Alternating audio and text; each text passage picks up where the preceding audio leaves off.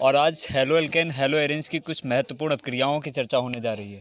ठीक है, ऐसी अपक्रियाएं जो आपको बोर्ड एग्जाम में कम से कम 20 नंबर के क्वेश्चन जरूर दिलाते हैं। ठीक है, तो स्टार्ट करते हैं। फिर सबसे पहली अपक्रिया है आपकी हाफमैन अमोनीकरण। अमोनीकरण मतलब अमोनियम के किसी यौगिक का निर्माण होगा। तो स्टार्ट करते हैं। हम लोग हेलो एल्केन की अपक्रियाएं पढ़ रहे हैं। तो सबसे ये अपक्रिया का ये है चित्रण ऐसे, RX प्लस NH3 है। ठीक है, तो NH3 को हम लोग इस तरह से लिख सकते हैं NH2 गिब्स। अब देखिए क्या यहाँ पे हो रहा है, ये है कि H और ये X मिल जाएगा तो बनेगा RnH2। ठीक है, और बनेगा क्या HX जो निकल जाएगा। इसी के आधार पर हम लोग अब क्रिया करने जा रहे हैं आज। तो आइए R की वैल्यू हम थोड़ी सी मान लेते हैं। R का मान हम मान लेते हैं CH3 है, तो CH3। X की जगह पे हम Cl रख लेते हैं। Cl को ब्लैक नहीं रेड रखिए, है ना, प्लस H, ये भी रेड होना चाहिए था, H और किसके साथ, NH2 के साथ। ध्यान से देखिएगा, ये H और Cl मिल जाएगा, बनाएगा हाइड्रोक्लोरिक अम्ल मतलब HCl। ये Cl बन गया, तो शेष बचेगा क्या, CH3NH2, और CH3NH2 का नाम है methyl amine. Methyl amine. Next आते हैं। अभी ये रिएक्शन कंप्लीट नहीं हुई है, अब रिएक्शन स्टार्ट हुई है। CH3NH2 की अपक्रिया। ठीक है, तो CH3NH2 को हम लिख सकते हैं NH प्लस H, वो सॉरी CH3NH और H लिख सकते हैं, इस तरह से लिख देंगे। प्लस फिर इसकी अपक्रिया करवाएंगे हम किसके साथ, CH3Cl के साथ। देखना है आपको CH3Cl के साथ, तो करवा दीजिए इसकी अपक्रिया। तो Cl आपको आगे रखना है, ये Cl इन और CH3 के साथ, CH3 को ब्लैक रखना है आपको। आप समझ चुके हो कि रेड रेड के साथ जुड़ जाएगा। क्यों जुड़ेगा ये आपको पिछले वीडियो में बताया जा चुका है, क्योंकि हाइड्रोजन और क्लोरीन बॉन्डिंग को प्रेफर करते हैं किसकी अपेक्षा में, नाइट्रोजन की अपेक्षा में। तो अब CH3 भाई आके नाइट्रोजन की बॉन्डिंग को पूरा करेगा।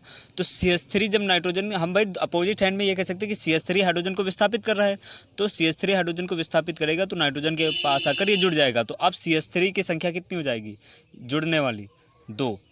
किसके साथ, N के साथ, और क्या जुड़ा हुआ है, H प्लस जो निकला है वो क्या है, HCl। नेक्स्ट अपक्रिया देखिए इसी की, CH3N और ये H है भी, H जो जुड़ने वाला है, और फिर क्या जोड़ेंगे, सेम वही जो पहले जुड़ चुका है CH3, क्योंकि हम लोग हेलो एल्केन की अपक्रिया पढ़ रहे हैं तो क्लोरोमेथेन जुड़ती चली जाएगी। ठीक है, अभी इसका मेथिल एमीन था, अब इसका नाम हो जाएगा डाई मेथिल एमीन। लिखिए, देखिए ये HCl अब जुड़ जाएगा, तो ये CH3 हाइड्रोजन को विस्थापित कर रहा है, तो यहाँ ये CH3 का होल ट्वाइस है, ये CH3 हाइड्रोजन को विस्थापित कर रहा है, तो यहाँ पर अब CH3 जो जुड़ रहे हैं उनकी संख्या हो जाएगी कितनी, 3। किसके साथ, N के साथ। क्या कोई H है, नहीं है, और क्या बन रहा है यहाँ पर, HCl। ध्यान से देखते रहिएगा, CH3N। ठीक है, कोई H नहीं है, यही सेम कंपाउंड हम फिर से वहीं पर लिख रहे हैं। प्लस क्या लिखना है, Cl और CH3। देखिए इस बार हमने क्लोरीन को रेड नहीं किया है, ठीक है, क्योंकि ये भी इसी पर जुड़ेगी। लेकिन कैसे जुड़ेगी अब आप देखिए, CH3 हैं कितने, जो लास्ट कंपाउंड था हमारा वो CH3 का होल थ्राइस N था, तो यहाँ पर 3 हो जाएगा। ठीक है, नाइट्रोजन की बॉन्डिंग, भाई नाइट्रोजन के पास अंतिम कक्षा में होते हैं कितने भाई, 2,5, तो अंतिम कक्षा में वो 5। अगर 3 बॉन्डिंग हो रही है इसके साथ, तो इसका मतलब इसके अष्टक पूरे हो रहे हैं, सॉरी 8 पूरे हो रहे हैं। 8 अगर इसका पूरा हो गया है भैया, अगर इसका 8 पूरा हो गया है तो इसका मतलब ये कि उसे इलेक्ट्रॉन की आवश्यकता नहीं है, लेकिन तब भी ये CH3 इस पर जाकर जुड़ेगा। तो जब जुड़ेगा, और इसकी अंतिम कक्षा में देखिए, अंतिम कक्षा में भाई ये इसके 5 इलेक्ट्रॉनों में से अगर हम देखें तो 5 को हम इस तरह से लिख सकते हैं, 2 और 3, तो ये 3 इलेक्ट्रॉन 3 की बॉन्डिंग करेंगे, लेकिन ये 2 इलेक्ट्रॉन शेष बच रहे हैं, ये 2 इलेक्ट्रॉन शेष बच गए। अब CH3 आके इसके 1 इलेक्ट्रॉन के साथ साझेदारी करेगा, तो अब कितने हो जाएंगे, 4। 8 ऑलरेडी पूरे हो चुके थे, एक आके और जुड़ गया है, तो इसका मतलब अब इसके पास अंतिम कक्षा में कितने इलेक्ट्रॉन हो गए? 9। और किसी भी परमाणु की अंतिम कक्षा में 9 इलेक्ट्रॉन नहीं हो सकते, इसलिए नाइट्रोजन अपना 1 इलेक्ट्रॉन त्याग देगा। जब CH3 नाइट्रोजन पर आकर जुड़ेगा तो क्लोरीन अभी तक भाई CH3 के साथ जुड़ा था, लेकिन जब इसकी बॉन्डिंग टूट जाएगी तो क्लोरीन को 1 इलेक्ट्रॉन की आवश्यकता होगी। नाइट्रोजन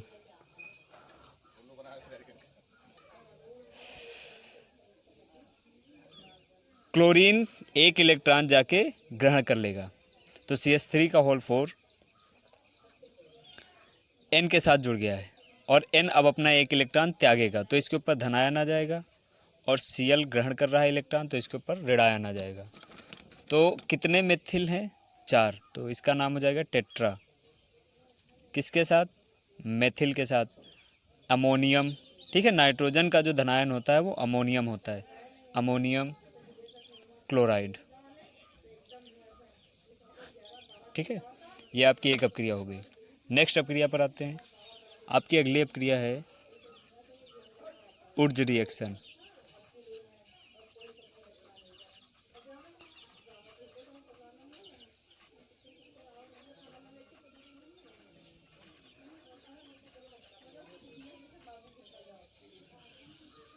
उर्ज रिएक्शन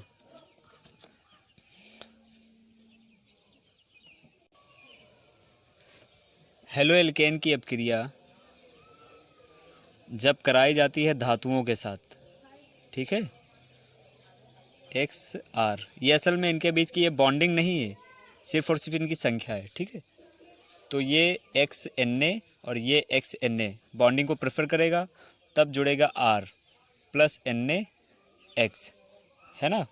देखिए ये 2 तरह की अपक्रिया होती है। निर्माण हो रहा है किसका? एल्केन का। एल्केन का निर्माण हो रहा है किसके साथ? शुष्क ईथर के द्वारा।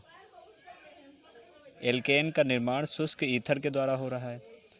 शुष्क ईथर के द्वारा जब एल्केन बनेगा तो भाई एल्केन होती हैं 2 प्रकार की, एक बनेगी सममित एल्केन, है ना, और एक बनेगी असममित एल्केन, है ना।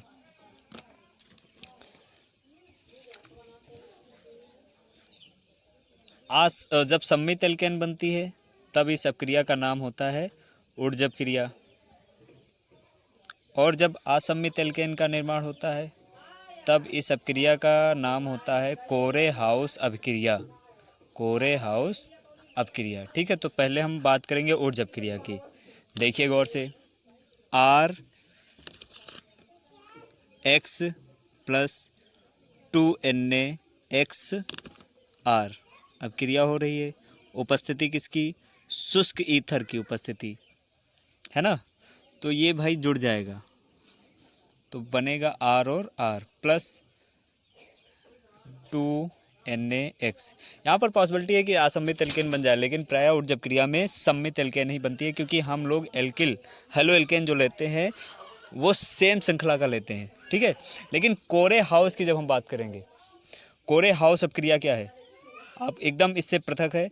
R2CuI die alkyl copper lithium की अपक्रिया, R2CuI की अपक्रिया करवाने जा रहे हैं हम लोग RX के साथ, और उपस्थिति रहेगी किसकी? शुष्क ईथर की। तो ये अपक्रिया थोड़ी समय के लिए रुकिए, अभी हम पढ़ा रहे हैं लास्ट में, पहले इसको पढ़ लेते हैं। जैसे आपका एक हम यौगिक लेते हैं, R की वैल्यू रखते हैं C2H5, C2H5 किसके साथ? Cl के साथ, plus 2Na plus Cl C2H5, ये हो गया ना। तो आपका जुड़ने वाला ये है 2NaCl, और उपस्थिति किसकी है? शुष्क ईथर की। उपस्थिति शुष्क ईथर की, तो C2H5 जुड़ेगा C2H5 के साथ और बनेगा आपका 2NaCl। 2 कार्बन यहाँ, 2 कार्बन यहाँ, टोटल हुए 4 कार्बन, और 4 कार्बन का नाम होता है ब्यूटेन। तो आपकी श्रृंखला जो बन रही है वो ब्यूटेन है, और सममित आप कह सकते हैं इसको, सममित ब्यूटेन, ठीक है। अब बात कर लेते हैं जल्दी से कोरे हाउस अपक्रिया की। ये A नंबर और ये B, ये अपवाद रिएक्शन कहलाती है, कोरे हाउस अपक्रिया, क्योंकि ये सभी प्रकार के हेलो एल्केन पर लागू नहीं होती है। ये धातु उत्प्रेरकों के द्वारा कराई जाती है।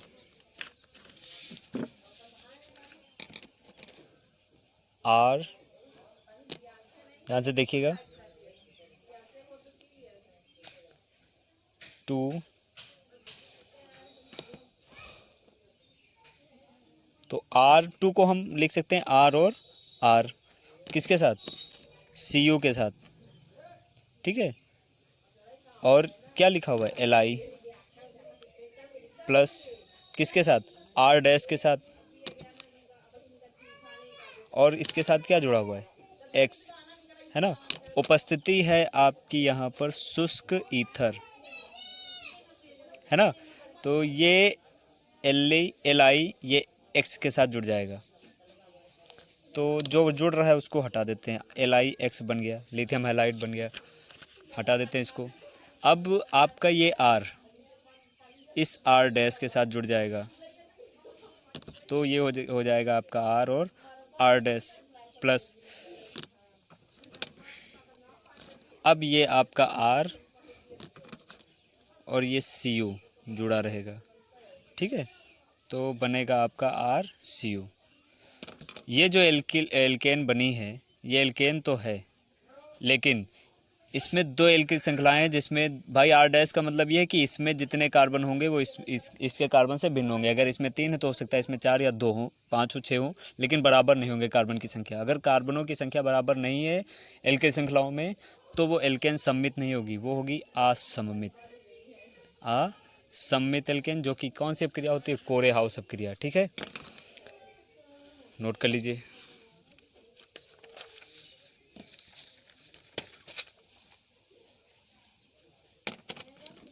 नेक्स्ट अपक्रिया है आपकी निराकरण अपक्रिया।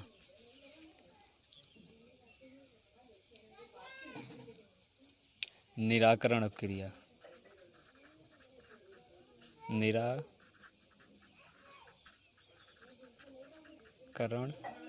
अपक्रियाएं, और निराकरण अपक्रियाओं को ही कहा जाता है विहाइड्रोहैलोजनीकरण, है ना। जल्दी से देख लीजिए, इसमें निर्माण होता है एल्कीन का,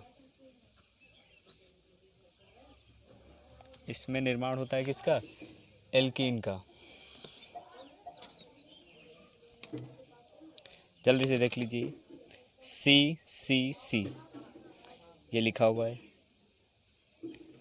हम आपको ये पढ़ा भी चुके हैं ऑलरेडी,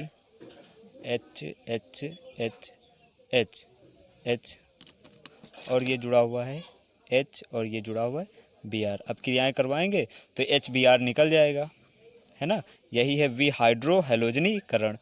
और बचेगा क्या, CHH। हमने आपको सेटजैप का नियम पढ़ाया था, ये वही है।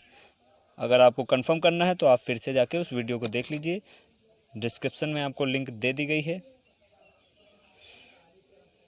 और ये आपकी है प्रोपीन, ठीक है, प्रोपीन 1। ये आपकी अपक्रिया कंप्लीट हो गई। नेक्स्ट अपक्रिया का नाम, आपकी जो अगली अपक्रिया है वह है पुनर्विन्यास। अभिक्रियाएं,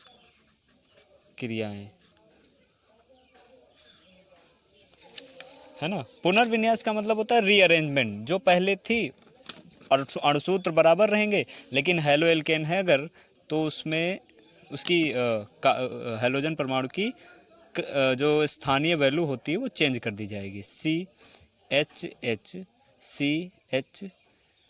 CH और यहाँ पर जुड़ा हुआ है Cl, ठीक है। AlCl3 की उपस्थिति रहती है और 573 केल्विन ताप होता है। जब हम इस स्थिति में इसको गर्म करेंगे तो ये C और C, H, ये H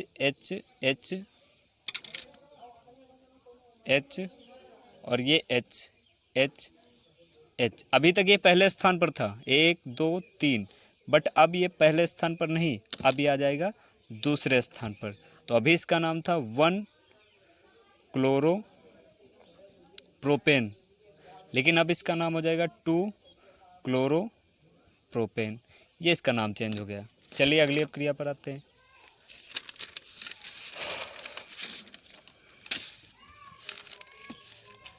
आपकी अगली अपक्रिया है देखिए अगली अपक्रिया को हम लोग कह सकते हैं एनिलीन की अम्लीय अपक्रिया। आज सब कुछ जा रहा है धीरे धीरे। पेन भी चले गए हैं 2, स्केच पेन भी चला गया। चलिए देखते हैं कौन कौन साथ दे रहा है आज। एनिलीन की अम्लीय अपक्रिया इन 2 प्रकार की होती है। एक होती है सेंडमेयर, जो आपको पिछले वीडियो में पढ़ाई जा चुकी है, सेंडमेयर अपक्रिया। ठीक है, ये सेंडमेयर अपक्रिया पढ़ने के लिए आप डिस्क्रिप्शन में जा सकते हैं और उसमें लिंक दी हुई है पिछले वीडियो की, आप देख सकते हैं वीडियो। बाल्ज-सिचमैन अपक्रिया, हाँ, हेलो एल्केन के निर्माण की अपक्रिया में हम पढ़ेंगे सिर्फ और सिर्फ यहाँ पर बाल्ज-सिचमैन अपक्रिया।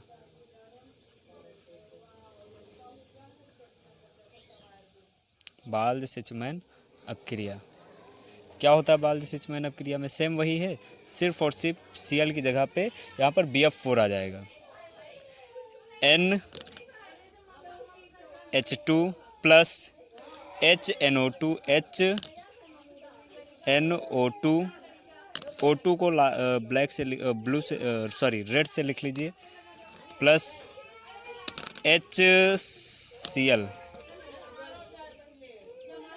HCl। ठीक है, तो ये बनाएगा आपका Cl नहीं होगा, ये BF3 होगा, BF4 ठीक है, BF4 टेट्राफ्लोरोबोरेट होता है। तो N के साथ N जुड़ जाएगा और ये BF4 जुड़ जाएगा। N के साथ ट्रिपल बॉन्डिंग में N और BF4 सिर्फ और सिर्फ ये स्थान ले रहा है Cl का। आप सेम सेंडमेयर अपक्रिया से समझ सकते हैं इसको। नाइट्रोजन की अंतिम कक्षा में भाई जैसे 9 हो जाएंगे, अपनी एक इलेक्ट्रॉन त्याग देगा तो BF4 एक इलेक्ट्रॉन ग्रहण कर लेगा, क्योंकि BF4 यहाँ पर हाइड्रोजन के साथ एक इलेक्ट्रॉन के द्वारा जुड़ा था। बाकी बनेगा आपका 2 1 3 1 4 हाइड्रोजन 2 ऑक्सीजन, मतलब 2:1 का अनुपात हो रहा है। तो 2H2O 4 hydrogen 2 oxygen, 4 hydrogen 2 oxygen 2H2O बन गया आपका। ये बन गया। आपको इसे गर्म करना है तो आप इसको गर्म कर दीजिए। ट्रिपल बॉन्डिंग N BF4 को अगर आप गर्म करेंगे तो नाइट्रोजन गैस सीधे सीधे निकल जाएगी।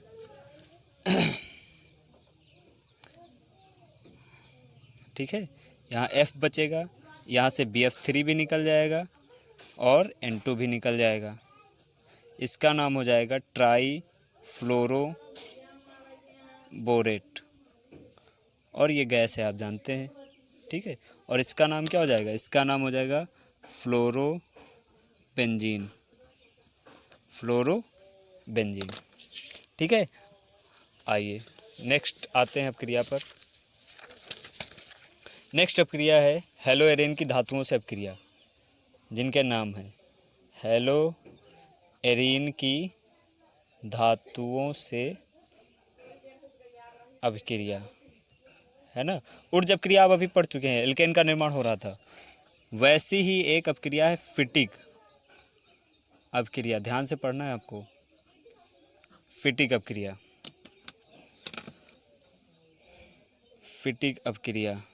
ठीक है, ये बेंजीन ही है और ये यहाँ पर हेलोजन परमाणु जुड़ा हुआ है, +2Na, सेम वही है। खुली, ये बंद श्रृंखला है, वहाँ पर खुली श्रृंखला हमने ली थी। ये X